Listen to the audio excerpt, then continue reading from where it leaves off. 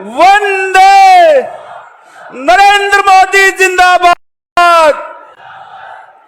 योगी जी को जय श्री राम। योगी जी को जय श्री राम।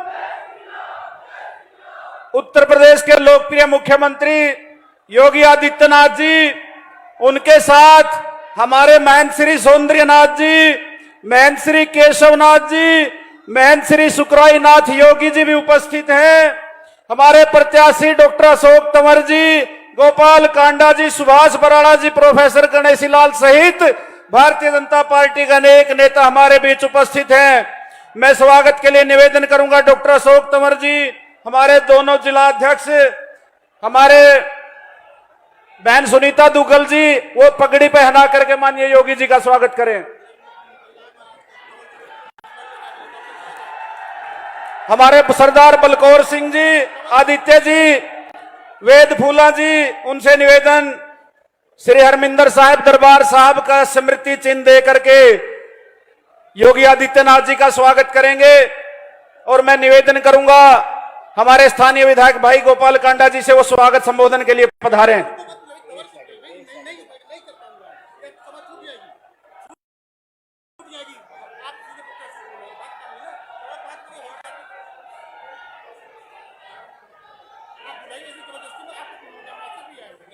मैं निवेदन करूंगा क्योंकि मौसम खराब है, माननीय मुख्यमंत्री जी को जल्दी जाना है। अशोक तंवर जी से निवेदन करूंगा वो आए और स्वागत में अपने शब्दों के माध्यम से स्वागत भी करें और कम समय में अपनी बात रखें। डॉक्टर अशोक तंवर जी।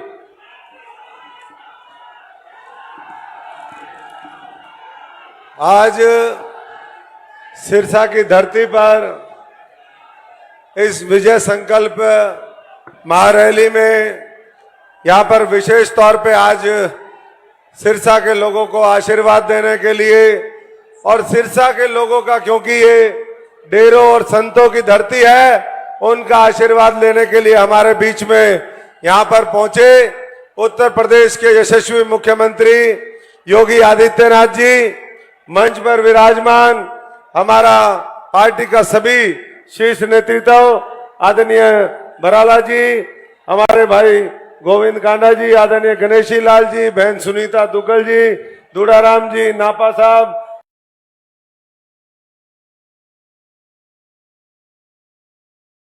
यहाँ पर चोपड़ा साहब, भाई मीनू बेनीवाल जी, सभी हमारे संत महात्मागण जो आज मंच पर बैठे हैं, राव नरबीर जी, भाई आदित्य जी, भाई वेद फूला जी, हमारी बहन निताशा जी और मंच पर बैठे सभी नेतागण और सामने बैठे मेरे बहुत ही जुझारू सभी सम्मानित पिता समान बुजुर्गों, नौजवान साथियों, माताओं, बहनों,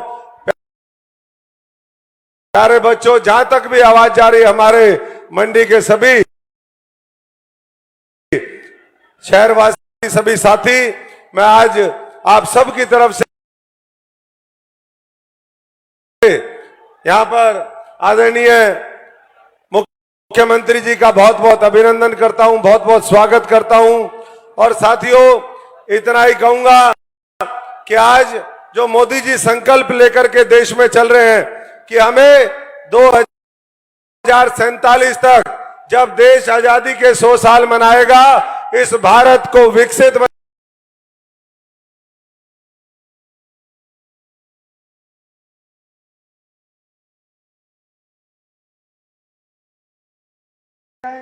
कि मोदी जी के साथ जिस तरीके से मिलकर के वो लगे हैं, ये सिरसा के लोग भी आने वाले 25 तारीख को जब वोट पड़ेगी तो एक दिव्य भव्य सुंदर नया फूल सिरसा के लोग मोदी जी को, आपको जो 400 पार का गुलदस्ता देंगे, उसमें एक दिव्य ये फूल हमारा कमल का फूल होगा। और केंद्र की सरकार में, दिल्ली में, संसद में एक मजबूत भागीदारी और हिस्सेदारी इस इलाके की होगी। साथियों, आज महाराज जी योगी आदित्यनाथ जी यहाँ पर हैं बहुत, क्योंकि सबने अपना अपना समय काट करके उनका, क्योंकि मौसम खराब है, मैं इतना ही कह सकता हूँ कि आप सब जानते हैं इस इलाके के अंदर पिछले 15 वर्षों से जब आपने मौका दिया तो 45 से 50 हजार करोड़ रुपए के उस समय प्रोजेक्ट आए। आज एक बार फिर आशीर्वाद आप मजबूती से दीजिए। आज कोई ऐसा हमारा इलाका नहीं जहां पर किसान मजदूर से लेकर के हर वर्ग का भला ना किया हो। ये सरसाईनाथ की धरती है हमारे।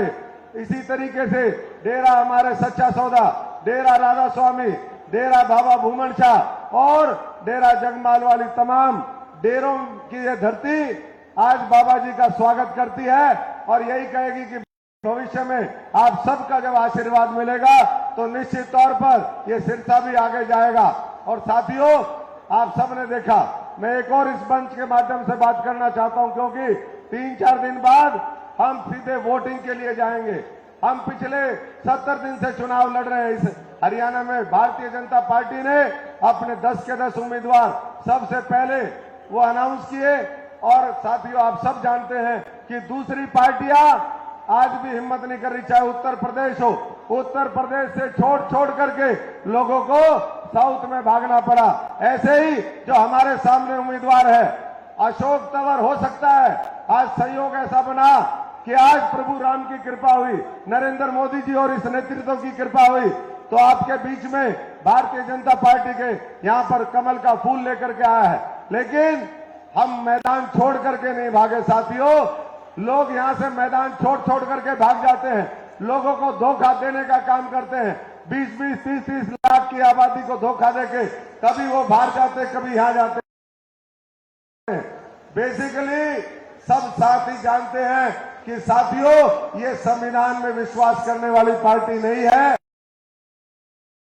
ये संविधान और बाबा साहब को पीछे ले जाने वाली पार्टी है। इसलिए दलित पिछड़ों के खिलाफ काम करने वाली इस कांग्रेस पार्टी को, इस घमंडिया गठबंधन को सबक सिखाने का काम करे और आने वाली 25 तारीख को सिरसा में इतिहास बना करके एक बार फिर मजबूती से कमल खिले, पहले से ज्यादा मार्जिन के साथ खिले, ये मिलकर के सुनिश्चित करिए।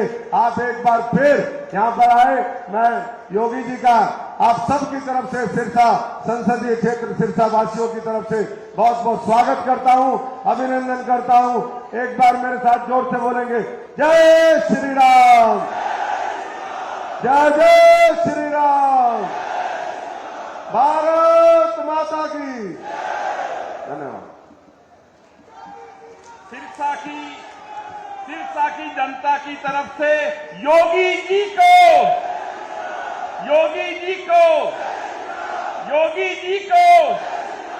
आग लगी आकाश में, झरझर पड़े अंगार, संत ना होते जगत में तो जल उठता संसार।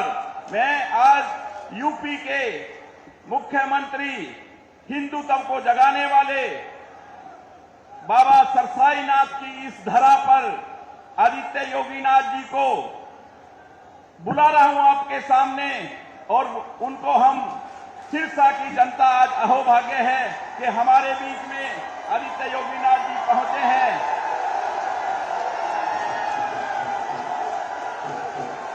भारत माता की, भारत माता की, भारत माता की। वंदे वंदे वंदे। सिरसा की इस पावन भूमि पे आप सबने न्यारी राम राम। नाथ संप्रदाय के बहुत सिद्ध योगी बाबा सरसाईनाथ की कृपा भूमि के तौर पर विख्यात गुरु नानक देव जी, गुरु गोविंद सिंह जी तथा साहबजादे अजीत सिंह की पावन स्मृतियों को सहेजने वाली इस पुण्य धरा को कोटि कोटि नमन करता हूं। बोले सो निहाल, बोले सो निहाल। यह भूमि भारत की राजनीति के ताऊ कहे जाने वाले देवीलाल जी की भी कर्म भूमि रही है, जिन्होंने सिद्धांतों के लिए प्रधानमंत्री पद की कुर्सी को ठुकराया था, ऐसी पावन धरा को कोटि कोटि नमन करते हुए, जिस धरा ने महान किसान नेता और स्वतंत्रता संग्राम सेनानी सर छोटू राम जी को, सुर सम्राट पंडित जसराज जी को जन्म दिया हो, ऐसी पूरा पावन धरा को नमन करते हुए मैं आप सबका हृदय से स्वागत करता हूं, अभिनंदन करता हूं। मंच पर उपस्थित हमारे पूज्य संत श्री सौंदर्यनाथ जी, महंत श्री केशवनाथ जी, यहां की सांसद श्रीमती सुनीता दुग्गल जी, लोकसभा के हमारे प्रत्याशी श्री अशोक तंवर जी, राज्यसभा के माननीय सांसद श्री सुभाष बराला जी, लोकप्रिय विधायक और हमारे नाथ संप्रदाय के ही भक्त हैं श्री गोपाल जी, माननीय विधायक श्री दुड़ाराम जी, विधायक श्री लक्ष्मण नापा जी, जिलाध्यक्ष श्रीमती नताशा सिहाग जी, जिलाध्यक्ष फतेहाबाद श्री बलदेव ग्रोहा जी, पूर्व राज्यपाल श्री गणेशी लाल जी, लोकसभा संयोजक आदित्य चौटाला जी, हरियाणा सरकार के चेयरमैन श्री बेग फुला जी, जगदीश चोपड़ा जी, मंच पर उपस्थित भारतीय जनता पार्टी के सभी हमारे पदाधिकारीगण और भारी संख्या में बाबा सिरसाई नाथ की पावन धरा को विकास और विरासत की भूमि के रूप में स्थापित करने के लिए यहां पर उपस्थित मैंने बहनों और भाइयों, आप सबका मैं हृदय से अभिनंदन करता हूं, स्वागत करता हूं। बहनों और भाइयों, मैं बाबा गोरखनाथ की धरती से और मर्यादा पुरुषोत्तम प्रभु राम की पावन जन्मभूमि से आपके बीच में यहां पर आया हूं। भारत के यशस्वी प्रधानमंत्री और दुनिया के सबसे लोकप्रिय राजनेता मोदी जी का संदेशा लेकर के आया हूं, और संदेशा यही लेके आया हूं कि 4 चरणों के चुनाव पहले ही संपन्न हो गए थे, 5वां चरण आज चल रहा है, और अब पूरे देश के अंदर एक पहले 3 चरणों में, 4 चरणों में जो लहर थी, 5वें चरण में वो सुनामी बन चुकी है, मोदी की सुनामी पूरे देश के अंदर। और एक ही स्वर गूंज रहा है, चारों ओर एक ही नारा गूंज रहा है, और वह है कि फिर एक बार,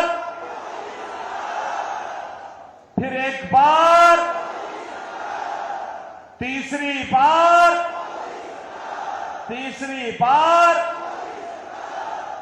अब की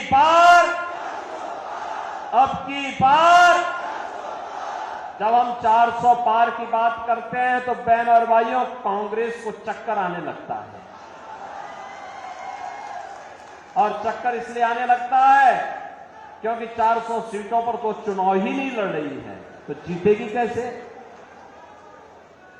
और इसीलिए तो मैं कह रहा हूं, जनता जनार्दन से जवाब देती है। क्या जवाब देती है? जवाब देती है कि जो राम को लाए हैं,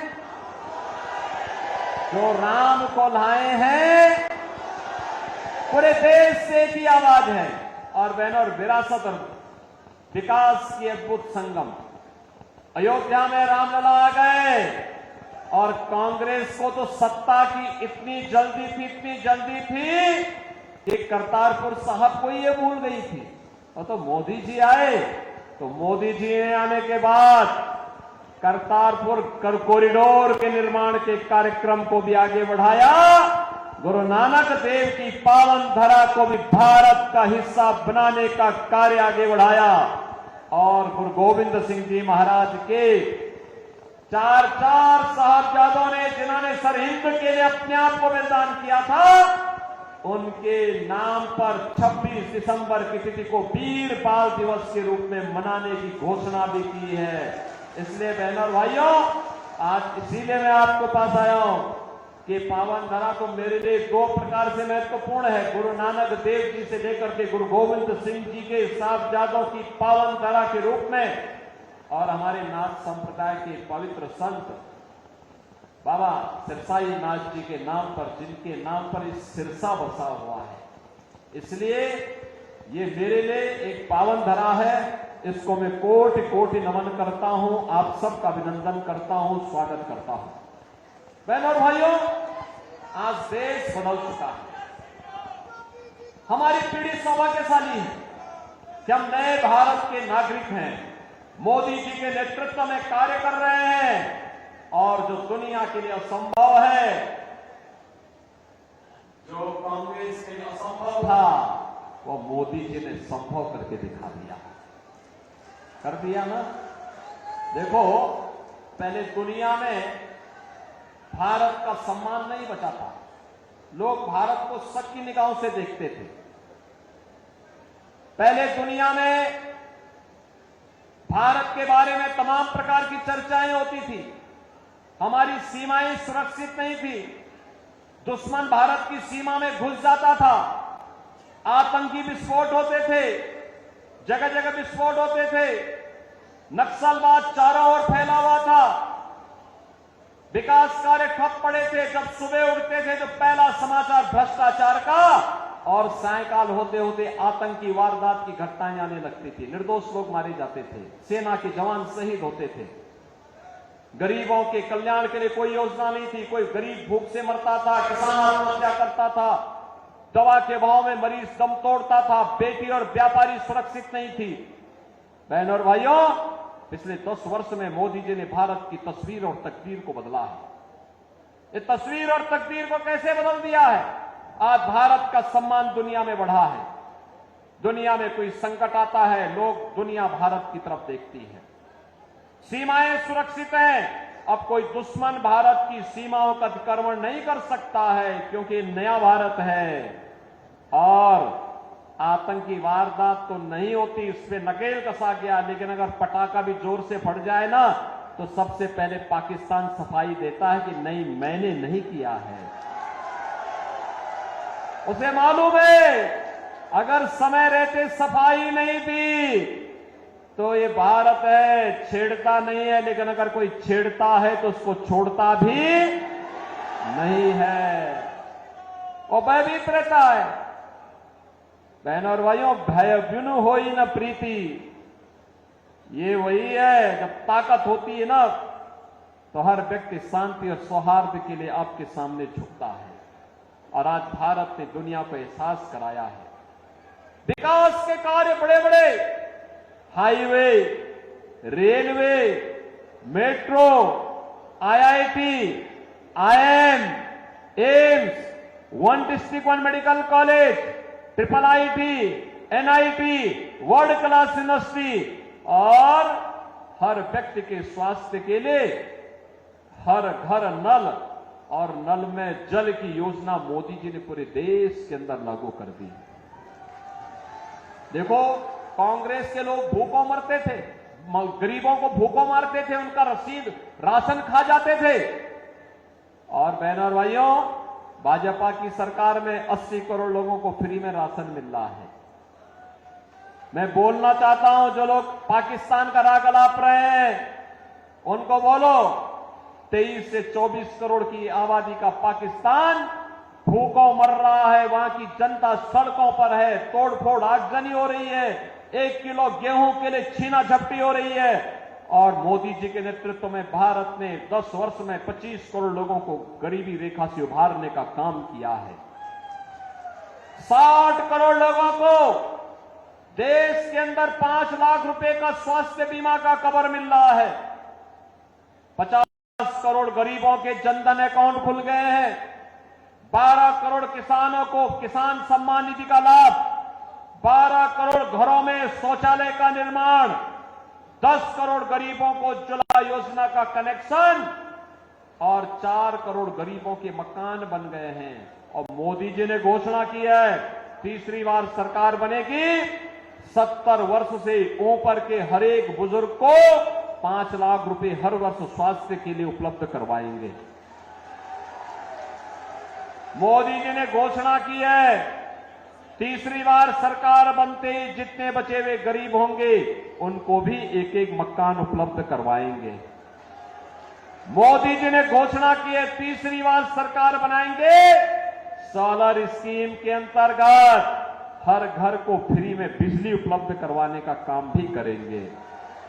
बहनों और भाइयों, यहां विकास भी है, गरीब कल्याण भी है, देश की सुरक्षा भी है, आतंकवाद का सफाया भी है और भारत का सम्मान भी है। और साथ साथ रामलला का भव्य मंदिर के निर्माण का कार्य भी तेजी के साथ आगे बढ़ गया है। रामलला अयोध्या में विराजमान हो गए। बहनों और भाइयों, मैं आपसे पूछना चाहता हूं, मोदी जी ने जो ये किया, इसमें किसी के साथ भेदभाव हुआ है क्या? अरे इसमें तो कोई भी जाति, हर जाति, मत, मजहब, क्षेत्र, भाषा, पूरे देश के 140 करोड़ लोगों को उन्होंने परिवार मान करके दिया। सबका साथ, सबका विकास की बात मोदी जी ने की। और बहनों और भाइयों, एक तरफ सबका साथ और सबके विकास की भाव, सुरक्षा सबको, लेकिन तुष्टीकरण किसी का नहीं। हमने तुष्टीकरण नहीं, संतुष्टीकरण पर ध्यान दिया। और दूसरी तरफ इंडी गठबंधन में कांग्रेस और उसके सहयोगी दल हैं। सुबह से लेकर शाम तक एक नया झूठ और एक नई अफवाह फैलाते हैं। जब सत्ता में थे तब कुछ नहीं किया, तब हिंदुओं की भावनाओं के साथ खिलवाड़ किया। तो उस समय ये लोग क्या कहते थे? कहते थे हिंदुस्तान के संसाधनों पर पहला अधिकार मुसलमान का है। अरे कहां हमारा हिंदू जाएगा, कहां हमारा दलित जाएगा, कहां पिछड़ा जाएगा, कहां अन्य गरीब जाएगा, कहां महिलाएं जाएंगी? और ये राग अलापते थे वही। और आज बहनों और भाइयों, इनके अंदर एक और भूत सवार हो गया है। कांग्रेस ने अपने घोषणा पत्र में इतनी खतरनाक घोषणा कर दी है, अब कहती है कि कांग्रेस सत्ता में आई तो सत्ता में आने के बाद गरीबी हटाने के लिए देश के हर नागरिक की संपत्ति का सर्वे करवाएगी। सर्वे करा करके वरासत टैक्स लगाएगी। वरासत टैक्स का मतलब आपके बाप की, आपके दादा की, आपके ग्रैंडफादर, आपके फादर, जिसकी भी प्रॉपर्टी आपको मिली होगी, उस प्रॉपर्टी में से आधी प्रॉपर्टी कांग्रेस के लोग ले लेंगे और फिर इस प्रॉपर्टी को वह मुसलमानों को बांट देंगे। क्या आप इसको स्वीकार करेंगे? क्या आप इसको स्वीकार करेंगे? क्या आप पाकिस्तानियों को और मुसलमानों को अपनी संपत्ति पे कब्जा करने देंगे? क्या? अरे हरगिज नहीं। भारतीय जनता पार्टी इनको ये मौका ही नहीं आने देगी। और ये तो बात की बात आएगी सत्ता में। रामलला के कारण इनको अब किसी भी जन्म में सत्ता नहीं मिलने वाली है, कभी नहीं मिलने वाली है, क्योंकि ये चुनाव तो राम भक्तों, रामद्रोहियों के बीच में हो गया है। ये तो रामद्रोही हैं, हमेशा राम का विरोध किए हैं, भारत की विरासत का विरोध किए हैं। इनको सत्ता कभी नहीं मिल सकती है। और यही कहने के लिए आज मैं आपके पास आया हूं। बहनों और भाइयों, आपने औरंगजेब का नाम सुना हो ना? ये मुगलों में सबसे क्रूर बादशाह था। औरंगजेब, कोई मुसलमान भी अपने पुत्र का नाम औरंगजेब नहीं रखता, मालूम है ना आपको? इसलिए नहीं रखता, औरंगजेब ने सत्ता के लिए पहले अपने भाई की हत्या की और फिर अपने बाप को भी जेल भेज दिया। बाप उसका पानी के लिए तरसते तरसते मर गया। वह औरंगजेब था। और अब औरंगजेब की आत्मा कांग्रेस के अंदर घुस गई है, इसीलिए वह वरासत टैक्स के नाम पर ये जजिया कर आप पे लगा रही है। ये जजिया कर औरंगजेब ने ही भारत में लगाया था। कहा था कि या तो जजिया कर दो और नहीं तो मुसलमान बनो। और कांग्रेस भी यही करना चाहती है। क्या आप इसको स्वीकार करेंगे? क्या आप इसको स्वीकार करेंगे? क्या हम भारत को विभाजन की ओर ले जाएंगे? क्या? अरे राम जन्मभूमि का जो पुण्य आपके साथ जुड़ा हुआ है, आप भी कह सकते हैं, सिरसावासी भी कह सकते हैं कि हमने तो यहां से कमल खिलाने का काम पिछली बार भी किया था। श्रीमती सुनीता दुग्गल को चुनाव जिता करके भेजा था। मोदी जी को प्रधानमंत्री हमने बनाया था। मोदी जी प्रधानमंत्री बने तब अयोध्या में राम मंदिर के निर्माण का मार्ग प्रशस्त हुआ। ये श्रेय तो आपके ऊपर गया, नेतृत्व तो मोदी जी का है, लेकिन श्रेय तो आपको जाता है। ये पुण्य आपको प्राप्त हुआ है, ये पुण्य आपके साथ जुड़ा हुआ है। इस पुण्य से वंचित नहीं होना है। और इसीलिए देश के अंदर जो आवाज आ रही है वो आवाज यही है, हर जवान से की आवाज है, और वो आवाज है जो राम को लाए हैं, जो राम को लाए हैं, और राम को लाने वालों को फिर से देश की सत्ता सौंपनी है। सौंपने को तैयार हैं? सभी सिरसावासी तैयार हैं? सभी लोग तैयार हैं? सहमत हैं? यहां से भारतीय जनता पार्टी के हमारे लोकप्रिय प्रत्याशी, युवा और जुझारू प्रत्याशी श्री अशोक तंवर चुनाव जीत करके जाएंगे। लेकिन बहनों और भाइयों, आपके पास 5 दिन का समय है। इन 5 दिनों में मोदी जी का संदेश घर घर पहुंचाएंगे। यह काम है। पहले मुझे बताओ, कितने लोग हैं जो कमल खिलाने के लिए अपने आप को 5 दिन का समय देंगे? भाई पूरा सिरसा ही तैयार है। अब इसमें मेरी बात सुनो, 2 काम करना है। आपने मेरे सामने संकल्प लिया है 2 काम। एक, हर व्यक्ति को प्रतिदिन 5 घर जाना है। उस परिवार के हर एक सदस्य से मिलकर के उससे कहना है, 18 वर्ष से हर वयस्क मतदाता को बोलना है कि देखो, आत्मनिर्भर और विकसित भारत के लिए हमें मोदी जी को फिर से प्रधानमंत्री बनाना है। मोदी जी को प्रधानमंत्री बनाना है तो इसके लिए कमल खिलाना है। और श्री अशोक तंवर जब यहां से चुनाव जीत करके जाएंगे तो मोदी जी 400 पार के लक्ष्य के साथ जाएंगे। तो बहनों और भाइयों, सारी समस्याओं का समाधान करेंगे। जाएंगे 5 दिन में 25 घर, और चुनाव के दिन उन 25 घरों को मतदान भी कराना है। कराएंगे? सहमत हैं? सभी लोग सहमत हैं? तो फिर मेरे साथ बोलेंगे, भारत माता की, भारत माता की, भारत माता की जय श्री राम, जय जय श्री राम, जय जय श्री राम।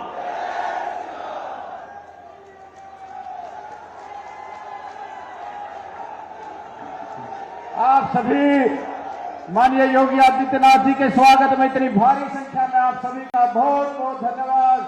जय